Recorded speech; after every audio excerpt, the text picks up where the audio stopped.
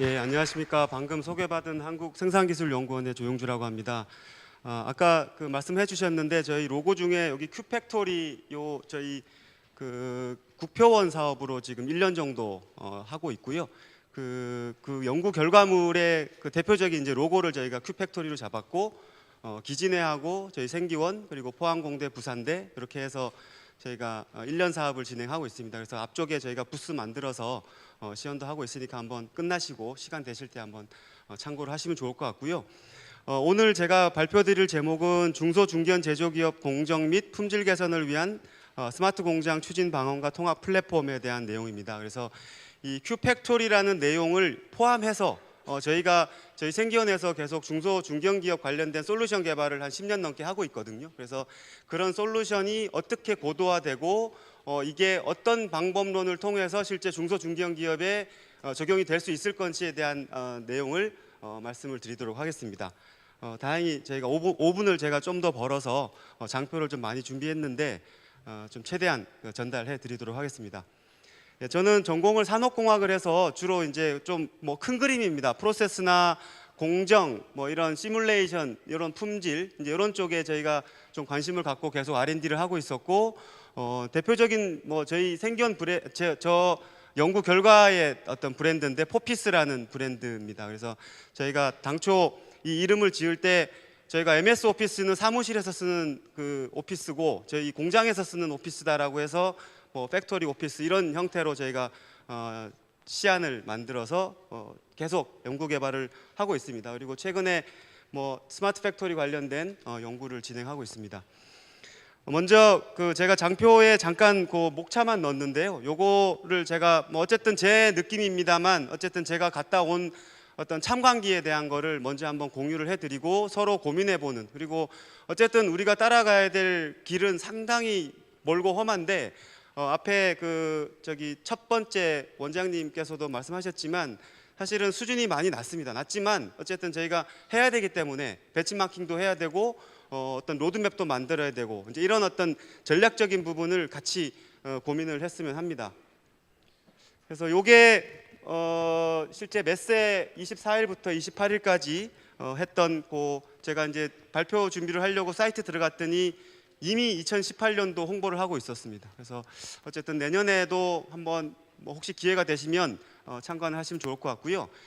제가 첫 장을 이제 요게 있길래 뒤에 이제 동영상이 있는데 아까 그 PTC 전무님 말씀하셨던 AR 기술이 이제 이미 제조 현장에 적용이 되겠구나라는 느낌을 많이 받았습니다. 그래서 그 소드라이브 사이트에서 지금 그런 이 시연을 하는 그런 부분인데 인상 깊었던 그런 내용입니다. 그래서 잘 아시겠지만 하노버 메세 같은 경우는 이 빨간색으로 보이시는 오토메이션 관련된 부스가 메인이고요. 디지털 팩토리, 에너지 뭐 이런, 그리고 뭐 저희 출연연하고 좀 관련이 있는 리서치 앤 테크놀로지 관이 또 인상 깊었던 이제 그런 관이었고요. 그래서 뭐 어떻게 보면 오늘 디지털 팩토리가 사실은 저희 그 PLM 베스트 프랙티스의 모든 영역을 포함하지 않나 이제 그런 느낌을 많이 받았습니다.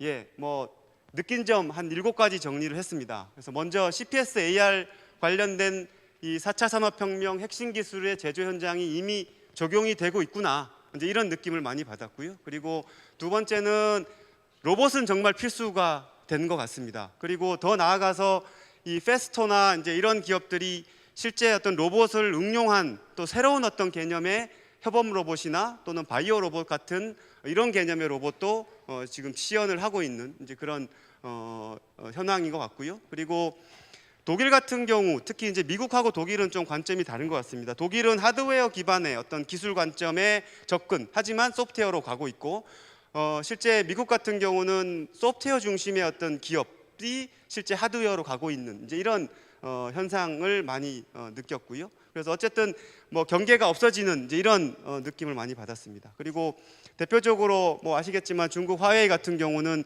어마어마한 그 부스를 만들어서 모든 그 기술의 수준은 좀 떨어집니다만 뭐 거의 뭐 모든 기술의 부스를 만들어서 참관하고 있었던 게 참 인상 깊었던 이제 그런 생각이 들었고요. 그리고 뭐 저는 항상 관심이 있는 게 이 테스트 베드입니다. 그래서 이 테스트 베드 중심의 어떤 형태, 그리고 기술 검증, 그리고 독일이나 글로벌 국가들이 잘하고 있는 게 협력을 잘하는 것 같습니다. 다양한 기업들이, 그리고 다양한 국가들이 협력을 하는 게 상당히 인상 깊었던 부분이고요. 그리고 뭐 여러 가지 키워드가 있겠습니다만 에너지, 그리고 통합 플랫폼, 그다음에 러닝 팩토리, 데이터, 프로세스 산업, 그래서 다양한 산업. 그러니까 뭐 이 PLM 같은 경우는 뭐 사실은 이 플랜트 측면, 그리고 저희 소위 얘기하는 공장, 뭐 이런 거를 다 사실은 아우르는 접근 방법을 지금 뭐 하고 있는 이제 이런 상황인 것 같고요. 뭐 요게 이제 실제 그 소어 드라이브에서 그 이 홀로렌즈, 이미 그 MS에서 나오고 있는 홀로렌즈를 거의 뭐 제조 현장에 적용되고 있는 이런 사례가 되지 않을까. 그래서 제가 이제 요거를 준비하면서 실제 더 많은 어떤 얘네들이 왜 이걸 만들었을까라는 것들은 뭐 사실은 더 그 저희가 스터디를 해야 되는데, 이제 궁극적으로 하겠다는 거는 사이버 피지컬을 통합해서 실제 작업성을 높이는 이제 이런 관점에서 이 부스를 만들어서 시연을 하고 있었던 게 상당히 인상 깊었었습니다. 그리고 뭐 이 렌츠라는 회사에서는 뭐 조금 다른 관점입니다만, 뭐 CPS라고 봐도 되고 뭐 안 봐도 되는데, 이런 저작 도구를 시연을 하면서 실제와 이런 컨베이어를 만들어서 이송하는 뭐 이런 어떤 형태를 보여주는. 그래서 실제 이제 요 모델링이 끝나면, 저작 도구의 모델링이 끝나면 요 컨베이어나 이송 트럭 같은 게 이제 또 나타나서 실제가 이송되고 가상과 거의 매칭이 되는 이제 이런 형태, 그러니까 CPS 개념인 거죠. 이제 그런 어떤 부분들이 적용이 되고 있었던 이제 이런 사례고, 여기 보시면 ABB에서 전시하는 부분인데, 뭐 CPS 홀로그램 같은 이제 이런 어플리케이션을 시연하고 있었던 게 좀 인상 깊었었던 부분이고, 그래서 뭐 어쨌든 아까 그 원장님도 뭐 AI 기술도 마찬가지입니다만, 저도 제가 그 독일의 그 DFKI를 갔었던 게 2011년도인데, 그때만 해도 저는 이게 과연 중소제조기업 현장에 적용이 될까라는 의구심을 많이 들었었는데, 이제는 적용이 될 것 같습니다. 그리고 이미 제조 현장에 도입이 되고 있고, 그리고 두 번째 이제 로봇과 관련된 이 홈런인데, 이거는 실제 협업에 대한 어떤 관점의 로봇을 시연을 하는 것들은 이제 제가 동영상으로 찍었던 부분이고요. 그리고 아까 그 페스토가 사실은 이제 다양한 부스를 만들어서 이제 시연을 하고 있는 게 좀 인상 깊었었습니다. 그래서 실제 어떤 협업 로봇에 대한 부분과, 그리고 이제 요게 이제 좀 바이오닉 모션 로봇이라고, 그 요번에 이제 그 메르켈 총리하고 이 하노버 메세는 이제 유럽을 돌아가면서 그 초청 국가가 별도로 있거든요. 근데 요번에 이제 폴란드의 그 의장, 그러니까 그쪽하고 이제 같이 시연을 하는 그러니까 그 메세 개막식을 그렇게 하는데, 그래서 여기서도 이제 이런 코끼리 모양이나, 그리고 아까 문어 같은 낙지 빨판 같은 거를 실제 어떤 형상화한 로봇, 그래서 어떤 그런 형태의 로봇을 또 응용하고 있는 이제 이런 또 동영상이 사실은 좀 인상 깊었고요. 그리고 뭐 앞에 저희 부스에도 AWS 아마존 쪽도 있지만, 그 사실은 뭐 이 마당에다가 이렇게 만들었었습니다. 그래서 좀 특이한 부스이긴 했는데, 제가 들어가 봤었는데 실제 그 소프트웨어 기업이지만 실제 하드웨어에 관련된 여러 기업들과, 뭐 쿠카라든가 이런 기업들과 협력을 통해서 어떤 본인들의 기술, 그리고 협력에 대한 어떤 이런 시너지를 낼 수 있는 일들을 하고 있었던 부분이고요. 그리고 이 중국 화웨이 같은 경우 보시면 잘 안 보이실지 모르겠지만, IoT라든가 빅데이터라든가 뭐 에셋 관리, 뭐 거의 모든 키워드의 기술을 별도 부스로 만들어서 시연을 하고 있는 게 상당히 인상 깊었던 부분이고요. 그리고 뭐 여기 혹시 뭐 저 아시는 분 계실지 모르겠지만, 독일의 그 DFKI 그 책임 맡고 계신 줄케 교수님입니다. 그래서 다음 5월 말에도 또 오시는 것 같더라고요, 서울 포럼에. 근데 이제 여기 부스에 계셔서 뭐 저희 늘 아는 그런 테스트 베드를 들고 나왔던 이제 이런 형태입니다. 그래서 뭐 저희가 부러워하는 부분이 사실은 또 필즈나 뭐 페스토나 하팅이나 이런 기업들이 사실은 또 어마어마한 글로벌 경쟁력을 가지고 있는 하드웨어 기업인 거죠. 그래서 그런 기업들이 모여서 실제 테스트 베드를 만들고 운영하는 이제 이런 형태가 좀 인상 깊었던 부분입니다.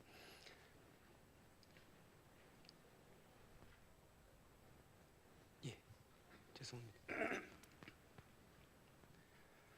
다양한 그 테스트 베드가 뭐 솔직히 좀 거짓말 좀 보태서 들어본 기업들 앞에 가면 항상 테스트 베드가 있었던 게 이제 상당히 인상 깊었고요.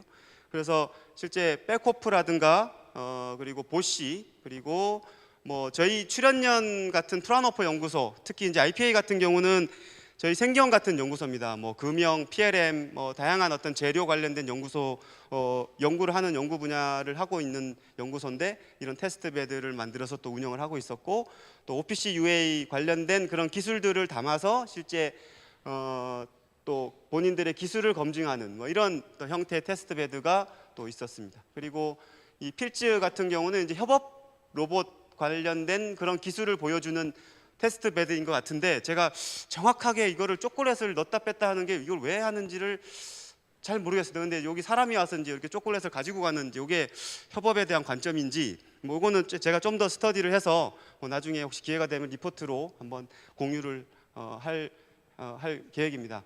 그리고 옴런은 아까 그 탁구 로봇, 협업 로봇 옆에 이제 이런 실제 본인들의 기술을 가지고 구현한 테스트 베드가 상당히 인상 깊었고, 그리고 페스토는 뭐 다양한 본인들이 가지고 있는 기술과 또 다른 어떤 다른 타사의 어떤 기술을 응용한 이런 기술을 시연을 하고 있었습니다. 그리고 어떤 파트너와의 협력, 그러니까 이게 하나의 기업이 이 사실은 이제 PLM도 어마어마하게 많은 기술들이 포함이 되어 있는데 이 스마트 공장이나 4차 산업혁명 관련된 기술을 본인들이 혼자 다 못하거든요. 그래서 분명히 협업을 이루어야 되고, 그럴 어떤 부분들이 저희와 조금 다른 이제 이런 게 저는 좀 부러웠던 부분이고요.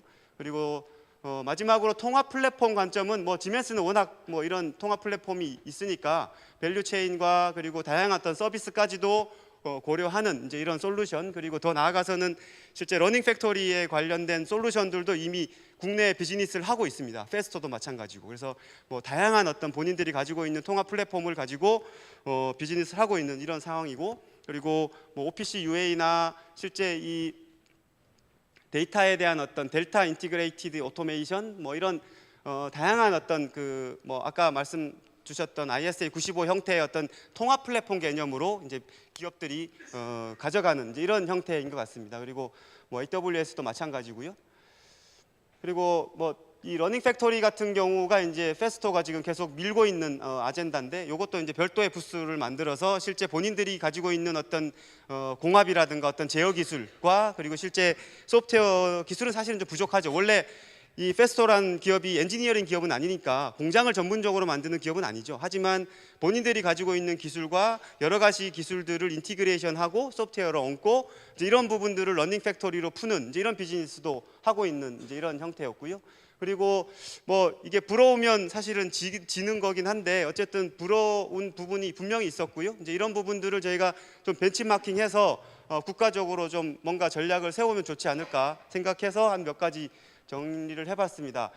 참 이 하노버 메세라는 게 제가 돌아다녀 보니까 딱 봐도 동구권에 있는 사람들인데 와서 이렇게 전시회를 보고 학생들도 오고, 이제 이게 사실은 EU 전체가 어떤 기술적 또는 산업적으로 동반 성장할 수 있는 허브 역할을 할 수 있는 부분이지 않을까, 이제 이런 부분이 좀 부러웠고, 두 번째는 동일한 제품과 동일한 기술임에도 불구하고 얘네들은 뭔가 있어 보이는 게 상당히 있었습니다. 그래서 이게 과연 뭘까? 그래서 뭐 저희도 동일한 예산을 줬을 때 과연 걔네들이 만들고 있는, 걔네들이 전시하고 있는 물건을 우리가 만들 수 있을 것인가라는 게 좀 저는 부정적으로 보긴 했었는데, 어쨌든 이게 어떤 디자인 측면이지 않을까, 어떤 UX, UI 측면에서 뭔가 저희도 고려할 부분이 분명히 있을 것 같습니다. 그리고 뭐 아까 말씀드렸던 DFKI를 만드는 테스트베드에 참여하고 있는 기업들이 대부분 히든 챔피언인 거죠. 그리고 뭐 그런 기술력과 경쟁력이 부러웠고, 그리고 아까 계속 말씀드렸던 협력에 대한 부분, 그리고 마지막으로 그 거의 뭐 코엑스 관 정도 되는 데다가 실제 이 리서치, 그러니까 저희 같은 연구소가 많은 그 연구를, 물론 그 비즈니스 쪽에서 담당하고 있는 전시 부스하고는 완전히 다른 개념이긴 하죠. 하지만 그 나름대로 어떤 의미가 있는, 그러니까 실제 R&D의 기술이 사업화하고 비즈니스 모델로 넘어가는 어떤 그런 어떤 이 연결고리를 하는 중요한 어떤 그 포지셔닝을 하고 있는 어떤 기관의 역할이지 않을까. 그래서 뭐 저희 같은 응용 기술, 특히 생기형 같은 경우가 좀 더 저희가 이렇게 노력을 하는 게 필요하지 않을까. 그래서 크게 한 5가지를 봤습니다. 예, 그 다음으로 이제 저희 그 큐팩토리에 대한 내용을 먼저 말씀드리기 전에, 그러면 과연 이 큐팩토리가 들어간 솔루션이 중소기업, 중견기업의 스마트 공장을 도입할 때 어떤 절차와 어떤 방법론을 통해서 할 수 있을까? 이제 그런 것들을 먼저 좀 말씀을 드리고요. 그 전에 뭐 간략하게 제가 생각하는 스마트 공장 또는 뭐 그런 어떤 전략을 짧게 좀 말씀을 드리고 지금 그 전체적인 어떤 플랫폼에 대한 내용을 말씀을 드리도록 하겠습니다. 요거는 넘어가고요.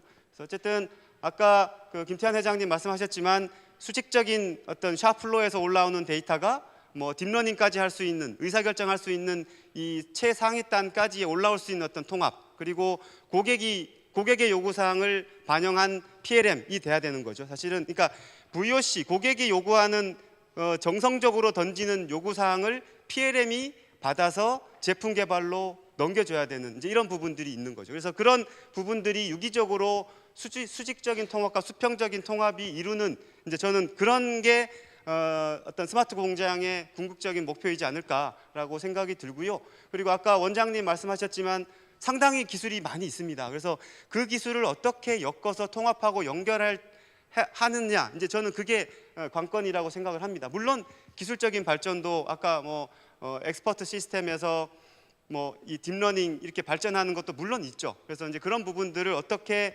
저희가 이 수직적인 통합과 수평적인 통합에 잘 엮어서 이 연결고리를 가져가느냐, 저는 이제 그게 가장 중요한 포인트라고 생각을 하고요.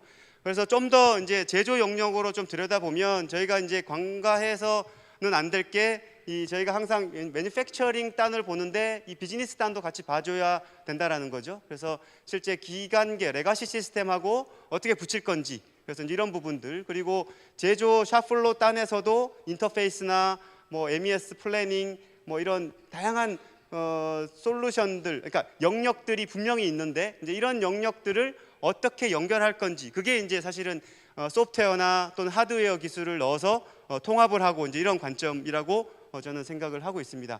그래서 제가 생각하는 전략, 뭐 이거 사실은 되게 좀 설명드릴 게 많긴 한데 어쨌든 크게 저는 5가지 전략을 가져가야 된다라고 생각을 하고 있습니다. 먼저 이 전체적인 산업을 우리가 스마트 공장 관점에서 보면 공급 산업이 있고 수요 산업이 있는데, 이 공급 산업을 어떻게 키울 건지, 그래서 저는 모델 팩토리, 다양한 테스트 베드를 만들어서 기술을 검증하고 거기서 어떤 부가가치 트랙 레코드를 만들어서 비즈니스를 낼 수 있는 이런 어떤 인프라를 국가적으로 많이 만들어야 된다는 생각을 하고 있고요. 그리고 저희가 이 수요 산업 측면에서 보면 단순히 OEM, ODM 하는 기업이 분명히 있습니다. 그리고 그 기업도 경쟁력을 가질 수 있도록 저희가 도와줘야 되고, 그리고 본인들의 제품을 만들 수 있는 어떤 전략, 그래서 이거는 사실은 좀 그 비즈니스 모델이나 사업화 쪽으로 저희가 봐줘야 됩니다. 그래서 뭐 경영학이나 그 사회학적인 방법론을 저희가 도입할 수도 있고, 그래서 어쨌든 그런 어떤 방법론이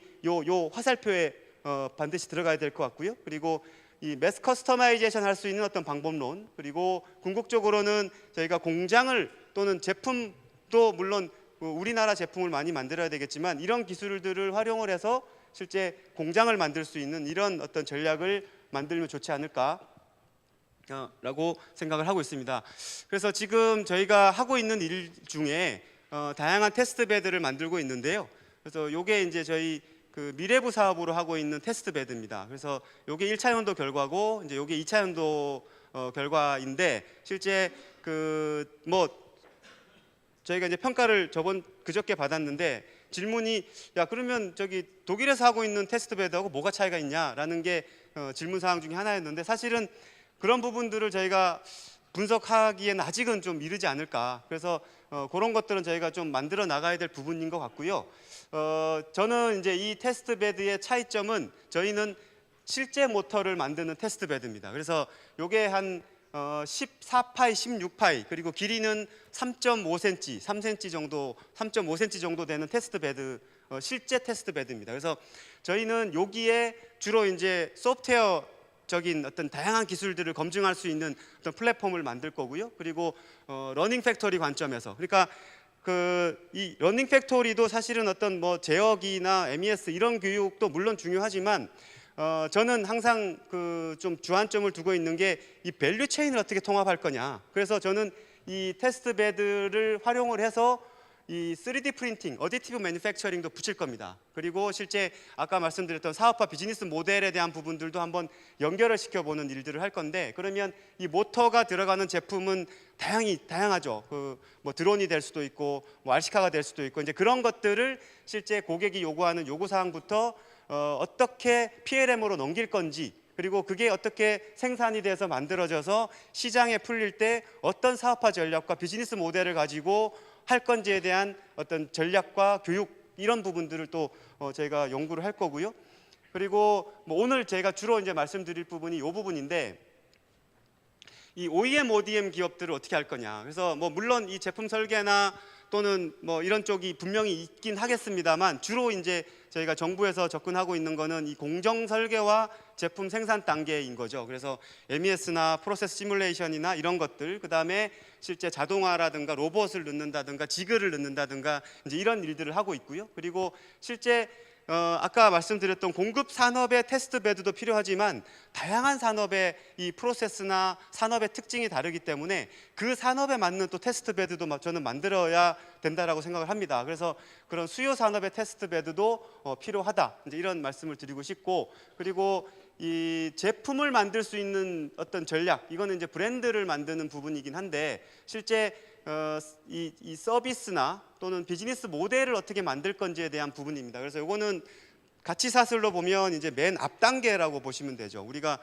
콘셉트 디자인이나 어떤 디테일 상세 디자인 그 영역의 어떤 부분이라고 생각을 합니다. 그래서 우리가 신제품 개발 방법론이 있듯이 신서비스 개발 방법론도 같이 봐줘야 되는 이제 이런 어떤 플랫폼, 그러니까 이런 것들을 개별적으로 기업에 지원하는 게 아니라 뭐 어떤 공공기관, 뭐 디자인 관련된 공공기관이 이런 플랫폼을 가지고, 또는 뭐 저희 같은 연구소에서 어떤 플랫폼을 가지고 많은 기업들이 들어와서 이런 비즈니스나 사업화를 지원받을 수 있는 이제 이런 인프라가 저는 필요하다라고 생각을 하고 있습니다.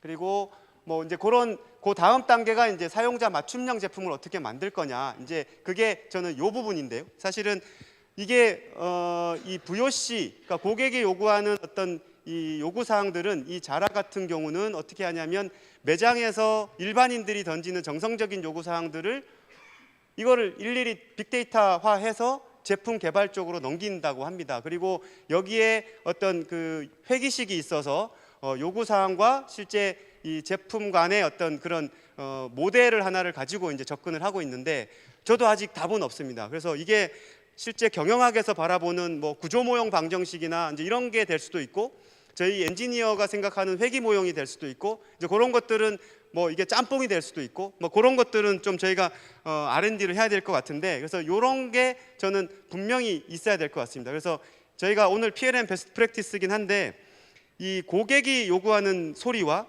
이 PLM이 생각하는 이 소리가 다르다라는 거죠. 근데 그게 반드시 연결이 돼야 된다라고 저는 생각을 하고 있습니다. 그래서 그게 돼야지만 사용자 맞춤형 제품을 만들 수 있는 어떤 그 기반이 되지 않을까, 이제 이런 생각을 하고 있고요.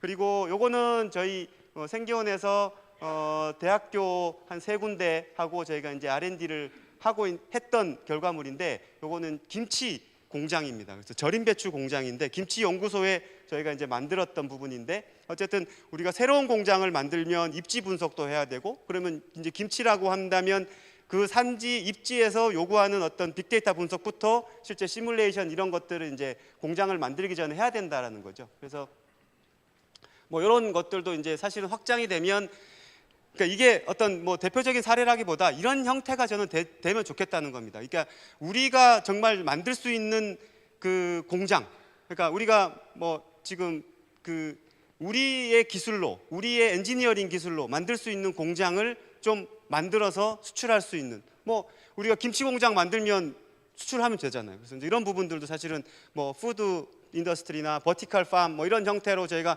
접근을 할 수도 있는 부분이라고 저는 생각을 하고 있습니다. 예, 뭐 요거는 지금 저희 이제 수요 산업 아까 전략 중에서 이제 OEM, ODM 기업을 어떻게 키울 거냐 이제 그 부분을 좀 더 디테일하게 말씀을 드리고 저희 큐팩토리 결과물이 어떻게 연결이 되는지에 대한 부분을 말씀을 드리도록 하겠습니다. 저는 개인적으로는 그 대기업하고 중소기업하고 프로세스는 똑같다라고 생각합니다. 그래서 이 삼성이나 뭐 현대는 이런 품평을 어마어마한 그 시장이나 또는 그런 뭐 그 디자인 품평 전문가들이 있죠. 근데 뭐 중소기업은 인력이나 돈이 없으니까 못하는 것밖에 없다. 하지만 개별적으로 쪼개면 프로세스는 다 있다라고 생각을 합니다. 그래서 분명히 저는 뭐 대기업에 맞는 솔루션, 중소기업에 맞는 솔루션이 물론 있겠습니다만 있을 프로세스는 다 있기 때문에 그 프로세스에 맞는 솔루션은 분명히 제공이 돼야 된다라는 생각을 하고 있습니다. 그래서 뭐 이런 내용들이 있고요. 그래서 실제 이 주조 저희 이제 수도꼭지나 뭐 욕실에 있는 이런 물건들을 만드는 수정 금구류 회사의 어떤 공장 자동화에 대한 부분들입니다. 그래서 어쨌든 열악하긴 하지만 좀 더 디테일한 프로세스를 저희가 분석을 해야 되고 이제 그런 부분들에 대한 맞는 솔루션을 저희가 공급을 해야 되지 않을까 이런 생각을 하고 있습니다. 그래서 오늘은 주로 이 플랫폼과 테스트 베드에 대한 내용을 말씀을 드리도록 하겠습니다. 아까 그 서두에 말씀드렸던 대로 저희 요 큐팩토리에 대한 부분이 국가기술표준원에서 지금 1년 사업으로 품질혁신 기반구축 사업으로 지금 진행을 하고 있습니다. 저희가 처음에 과제를 만들고 제안을 했던 철학은 뭐냐면 정부에서 지금 하고 있는 스마트 공장 보급 확산 범위는 저는 이렇게 보고 있습니다. MES 한 중간 정도 단계. 그래서 저희가 지금 하고 있는 품질과 공정 개선 솔루션이 이렇게 통합이 되면 물론 이게 AI나 더 나아가 딥러닝까지는 아닙니다만 저는 이게 돼야 데이터가 쌓이고 이게 1차적으로 분석이 되고 개선 사항이 나와야 이게 궁극적으로 그 다음 단계로 넘어갈 수 있다고 생각을 합니다. 그래서 이런 목표로 저희가 통합에 대한 목표를 가지고 진행을 하고 있는 이런 과제고요. 그래서 저희가 전체 간략하게 역할을 말씀드리면 생기원은 플랫폼 개발입니다. 플랫폼 개발하고 다양한 템플릿 개발에 대한 부분이 있고요. 그리고 기진에는 보급 확산에 그리고 표준화 뭐 이런 쪽에 핵심적으로 하고 있고 그리고 포스텍은 지금 보시면 통계적인 분석 도구, 뭐 관리도, 데이터 마이닝, 공장 관리도 이런 것들을 실제 엔진을 만드는 역할 그리고 부산대 쪽에서는 트리즈라든가 실제 공정 모델링에 대한 부분들을 저로 유기적으로 역할을 맡으면서 진행을 하고 있습니다. 그래서 아까 그 말씀드렸던 전체 저희가 비즈니스와 매니팩처링 영역에서 보면 요거를 솔루션 단계로 좀 보면 기능적인 부분으로 모니터링이나 미들웨어, 품질 관리, 공정 분석 뭐 이런 것들이 있죠. 그래서 지금 저희가 이 미들웨어나 생산 계획이나 또는 설비 IoT 관련된 부분들은 뭐 제 영역이 아니기 때문에 어쨌든 좀 저희가 빠져 있는 부분이고 나머지는 저희가 지금 제가 개발하고 있는 이 평가 툴, 어세스먼트, MES 자재 관리, 모델링, 시뮬레이션, 의사결정, 품질, 모니터링, CPPS 이렇게 저희가 하고 있고 요 빨간색은 저희 혼자 할 수 있는 일이 아니기 때문에 전문 기업하고 협력을 하고 있습니다. 그래서 어쨌든 뭐 독일이 하고 있는 그런 어떤 협력 그런 관계들을 저희가 잘 유지하면서 이 전체적인 어떤 통합 플랫폼 개념으로 개발을 하고 있고 물론 뭐 저희가 좀 더 발전이 된다면 지멘스나 다소가 가지고 있는 좌우로 그리고 뭐 라겔이나 미쓰비시가 가지고 있는 밑으로 내려갈 수 있는 이런 전략들도 저희가 국가적으로 펴볼 수 있지 않을까 이제 그런 개념으로 저희가 화살표를 가지고 있습니다. 그래서 아까 말씀드렸던 각각의 솔루션들이 여기에 매핑이 되고요. 그리고 이 솔루션들이 개별적인 솔루션이 아니라 사실은 다 연결되어 있는 솔루션이라고 보면 됩니다. 그래서 고객의 요구사항 또는 어떤 제품의 변경 이게 일어났을 때 이게 어떻게 이 내에서 유기적으로 연결이 돼서 내가 원하는 제품을 만들 건지에 대한 그런 어떤 방법론도 저희가 연구를 계속 할 예정입니다.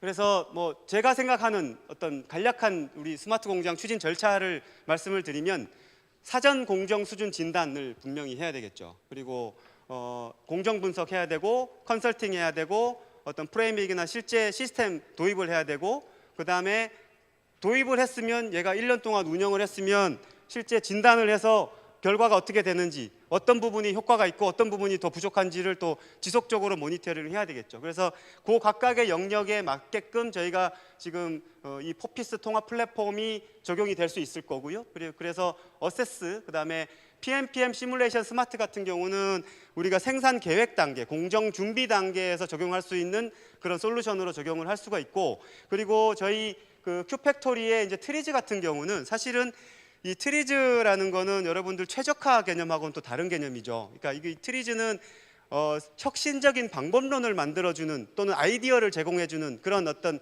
절차를 저희가 제공을 해주는 이제 이런 방법론이라고 생각을 하시면 되고요. 그러니까 반드시 이런 트리즈와 이런 엔지니어링 툴들은 오프라인 컨설팅을 통해서 실제 적용이 돼야 되는 이제 이런 부분들이라고 생각을 하고 있고요. 그리고 실제 시스템이나 프레임워크를 도입을 할 때는 이제 MES라든가 이런 시스템들을 통합적으로 저희가 도입을 해야 되는, 그리고 실제 운영 중에는 이 어세스 평가, 수준 평가 진단을 지속적으로 해야 되는 이런 부분들이 있죠. 그래서 간략하게 각 솔루션별로 잠깐 말씀을 드리면, 이 어세스먼트 같은 경우는 5가지 영역의 레벨이 5레벨로 저희가 진단을 하는 모델입니다. 그래서 이 모델을 가지고 저희가 진단을 해서 각각의 점수를 가지고 사전 사후를 평가하는 이제 이런 방법론을 지금 저희가 도입을 진행을 하고 있고, 그래서 뭐 물론 이런 부분들이 아까 이제 그러면 통합 관점에서 어떻게 볼 거냐, 그래서 이런 부분들을 실제 각각의 수준을 그러면 우리가 MES 모듈로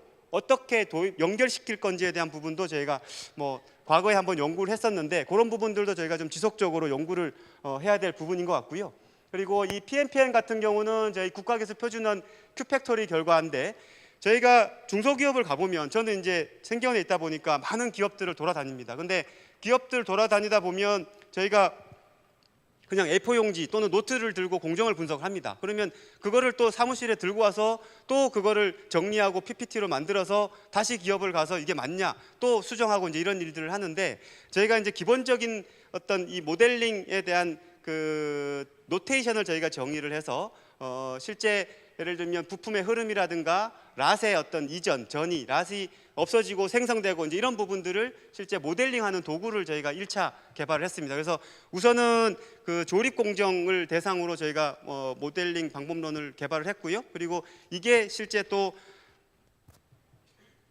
이 MES라든가 시뮬레이션 개념으로 또 확장될 수 있는 이제 그런 부분들은 또 저희가 추가적으로 연구를 해야 되는 이제 이런 부분입니다. 그리고 저희 포피스 시뮬레이션은 저희가 기존에 지속적으로 연구하고 있는 부분인데 BOM 기반의 프로세스 시뮬레이션이라고 생각을 하면 됩니다. 그리고 이 시뮬레이션하고 연동이 돼서 의사결정을 지원해주는 이제 이런 도구라고 저희가 스마트라는 이름으로 저희가 지금 개발을 하고 있는 이런 솔루션이고요. 그리고 MES 같은 경우 자재관리 모니터링에 대한 부분입니다. 그래서 한 16가지, 그리고 디스크리트 공정, 조립 공정에 맞는 저희가 MES 엔진을 가지고 실제 상용화를 지금 준비하고 있는 이런 상태입니다. 그리고 저희 그 퀄리티 같은 경우는 사실은 저희가 기본적으로 이게 제가 상당히 어려웠던 부분은 뭐냐면, 아무리 좋은 솔루션을 주더라도 중소기업, 중견기업은 내 데이터가 인터넷으로 올라가는 거를 그냥 반대하시거든요. 그래서 이제 그런 부분들을 우리가 어떻게 해결하고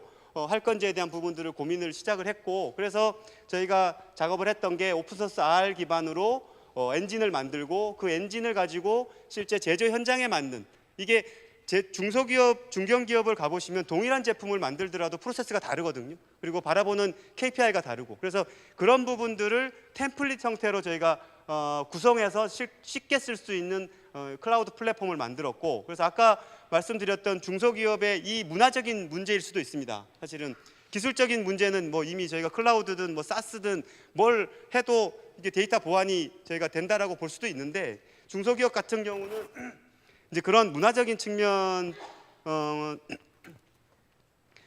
대한 부분들 때문에 사실은 저희가 클라이언트 서버 시스템과 웹 시스템을 별도로 구분을 했습니다. 그래서 웹을 쓸 사람은 쓰고, 그리고 그 모듈을 다운받아서 실제 사내에서 쓸 사람은 쓰게끔 하는 이런 형태로 저희가 개발을 했습니다. 그래서 실제 관리도 뭐 여러분들 잘 아시겠지만 실제 제조 현장 가보면 공정 능력 지수, 그 다음에 관리도 정도밖에 안 보고 있더라고요. 근데 하지만 저희가 이런 일들을 하면서 정말 개선 효과를 내야 그러니까 사실은 아까 PTC 전무님 말씀하셨던 부분들도 이제 사실은 탑다운으로 내려와야 될 것 같고, 저희 같은 연구소는 이제 중소 중견 기업이다 보니까 정말 베스트 프랙티스를 저희가 만들어서 바텀업으로 이게 정말 효과가 있다라는 거를 계속 저희가 일을 해야지 사실은 이 전체적인 이 시너지가 날 거라고 저는 생각을 하고 있고요. 그래서 어쨌든 저희가 1차 년도에 다양한 모듈과 기본 모듈을 만들었고, 그래서 이런 뭐 저희가 사전 데이터 분석할 때 노멀리티 테스트라든가 어떤 반응 표면법, 요거는 사실은 조금 뭐 실험계획법에서 저희가 연구자들이 주로 쓰는 방법론이긴 한데, 요거를 좀 중소기업에 맞게끔 저희가 어떤 순서만 이렇게 따라서 하면 적용될 수 있는, 분석될 수 있는 그런 방법론, 그리고 실제 모니터링 화면까지 저희가 개발을 했고요. 그리고 CPPS 같은 경우는 저는 이렇게 봅니다. 디지털 트윈 뭐 다 저는 좋은데, 저는 공정단의 중심이라고 저는 보는 사람이고, 그래서 저는 MES가 중심이 돼서 가상과 실제 사이버가 피지컬 모델이 유기적으로 연동이 되는 이제 이런 형태가 저는 답이라고 생각을 하고 있습니다. 그래서 그렇게 어떤 플랫폼이 접근이 되면 좋을 것 같고요. 그리고 이거는 좀 빨리 넘어가도록 하겠습니다. 그래서 저희가 만든 테스트 베드가 그냥 만든 게 아니다. 다양한 프로세스, 잡샵, 프로젝트샵, 플로우샵, 컨티뉴어샵 이런 공정들을 저희가 분석을 해서 실제 테스트 베드를 만들어야 된다라고 생각을 들고, 그래서 저희가 봉제 산업 쪽에 테스트 베드를 이렇게 만들어서 실제 그 베트남의 그 가방 만드는 그 우리나라에서 제일 큰 기업이긴 한데 그 기업에 실제 적용을 하고 있고요. 그리고 이런 것들을 실제 화승이나 뭐 또 신발이나 의류 또는 뭐 저희 그 카시트 뭐 이런 형태로도 저희가 확장을 할 수 있는 모델이 되지 않을까, 그렇게 진행을 하고 있습니다. 예, 마지막 장표입니다.